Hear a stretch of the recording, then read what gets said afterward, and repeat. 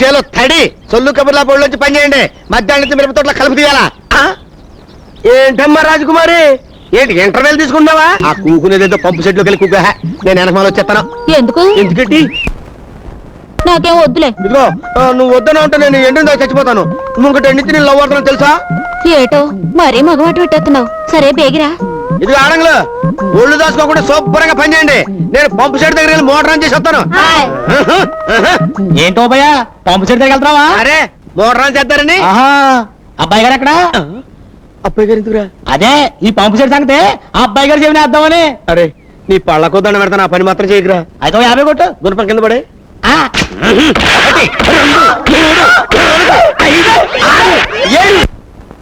ఏంటి కొడుతున్నావు? నువ్వెక్కడ కొట్టమన్నా? నేను కొట్టబోతు దెబ్బలు కాదు డబ్బులు. డబ్బులా? నన్ను ఈడితే దమ్మిడి లేదు. నీకు అంతగా కావాలనుకుంటే అబ్బాయి గారి చేతి కొట్టిస్తాను. నువ్వు వెళ్ళి గుండు కొట్టుకొచ్చే. గుండె ఎందుకురా? చెవిలో పడే. నేను అడిగింది పళ్ళు కాదు చెప్పు.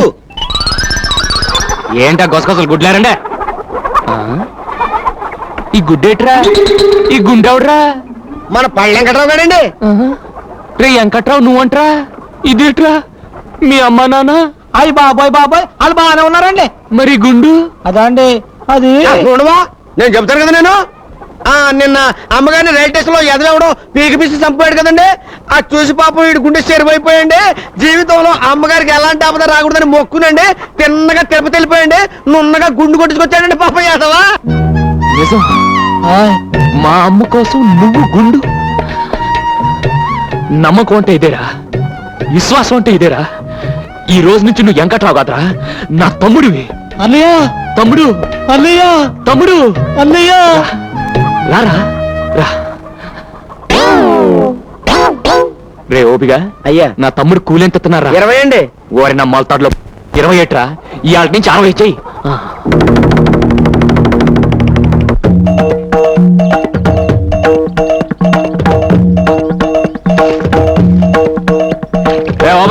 చేపలకు బాగా మేతండి. ఈ గుళ్ళేట్రా? అదండి నేను అమ్మగారి కాల్లో ముళ్ళు గుచ్చుకుంది కదండి. దాంతో వీళ్ళ గుండెల్లో గుణపాలు గుచ్చుకున్నట్టు ఫీల్ అయిపోయండి.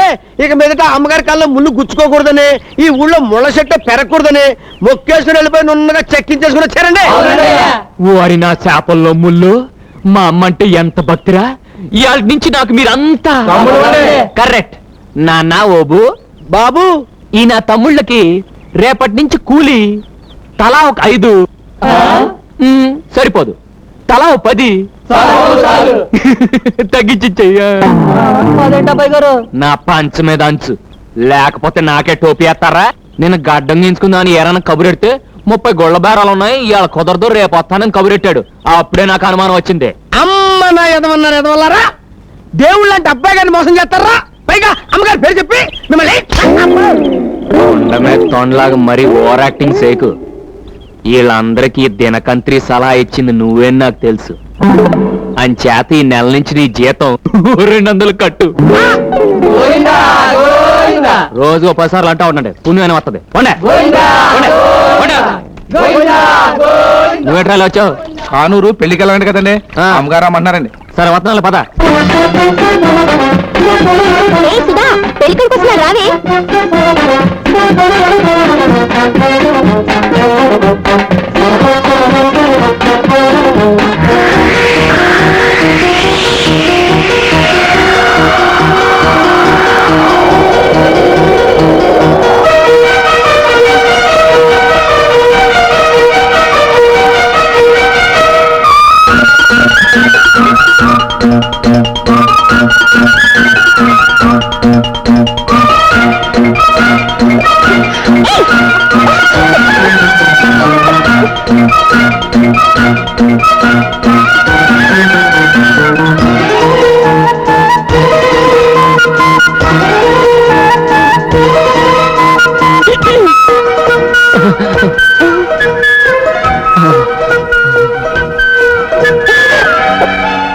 నేను కళ్ళు మూసుకున్నాను, మీరు తీసుకోండి.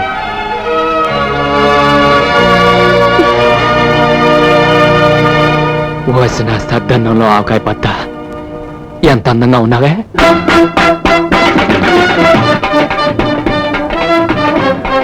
అమ్మ నా పూరిలో కూర. ఇక్కడున్నావా? పోతున్నా.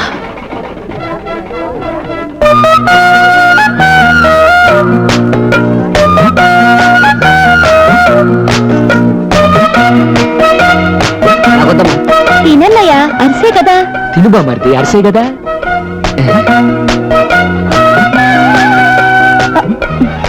ఇదేంటమ్మా నాకేవే? నీకు షుగర్ కదా బాబాయ్. నీకు షుగర్ కదా మామయ్య. ఇదిగో వదినా, నువ్వు వడ్డించు. ఇదిగో చెల్లమ్మ వడ్డించు.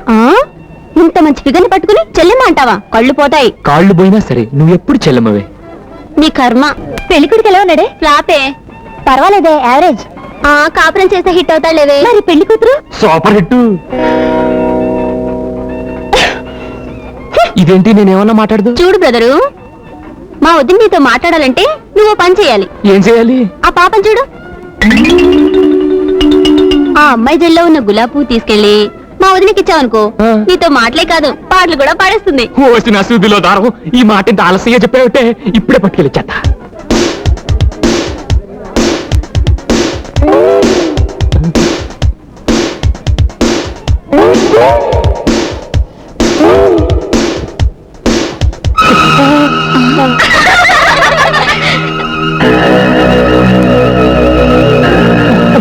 అదే పువ్వు తీస్తే కుత్తిపడంగా వచ్చేసింది అంతే.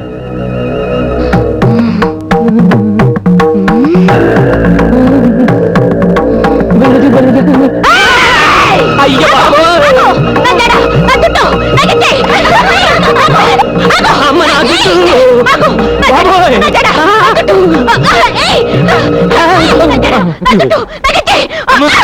అంగయంతంతునా నేనా మమ జీవన హేతునా. ఆగండి, ఈ పెళ్లి జరగడానికి వీల్లేదు. ఇలాంటి రొటీన్ డైలాగులు ఏమైనా ఉన్నాయా బాబు? ఉన్నాయి బాబు.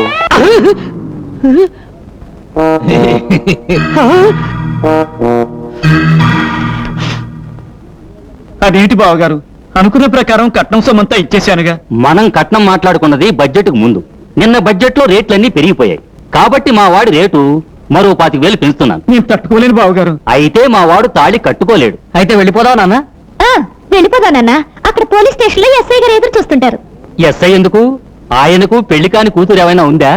కాదు, మంచి వాటర్ లాటి ఉంది. ఆ లాఠీయా? అదెందుకు? కట్నం కోసం మీరు తాళి కట్టనన్నారని నేను కంప్లైంట్ ఇస్తానుగా. అప్పుడు లాఠీతో మీ ఇద్దరిని పెళ్లి చేస్తారు.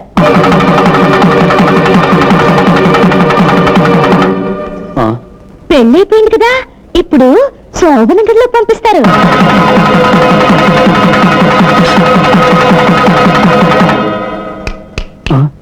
గదిలోకి వెళ్ళారు కదా, ఇప్పుడు విందు భోజనం వడ్డిస్తారు.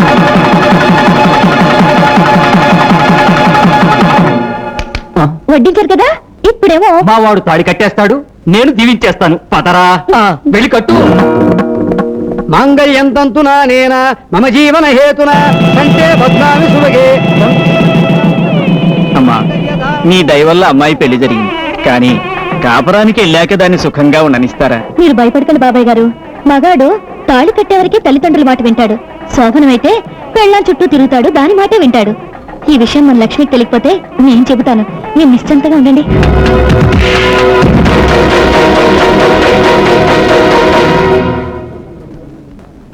ఇదిగో. Hello master. ఏంటి మాస్టర్? ఇందాక మీరు ఆ అమ్మాయి పక్కపక్కనే తిరిగారు. ఆ అమ్మాయి ఎక్కడ? దేనికి? మొన్న నా దగ్గర ఫోటోలు తీయించుకుంది, ఇద్దామని. పుట్టాలా? ఏ ఇటీ? ఆ అమ్మాయికి మీరేమవుతారు? తాళి కట్టే ముగ్గుడిని అవుతాను. కట్టకపోతే మొంతలో పెరిగవుతాను. నీకెందుకయ్యా ఈ ఫోటోలు అమ్మాయికి అంతేగా ఇటీ. ఆ?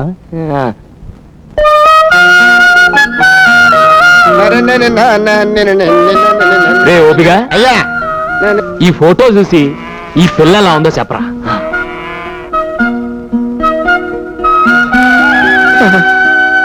ఏమండే ఏమండే, మీరు అబ్బాయి గారు కాదండి, తిరుపతి వెంకటేశ్వర స్వామి అండి.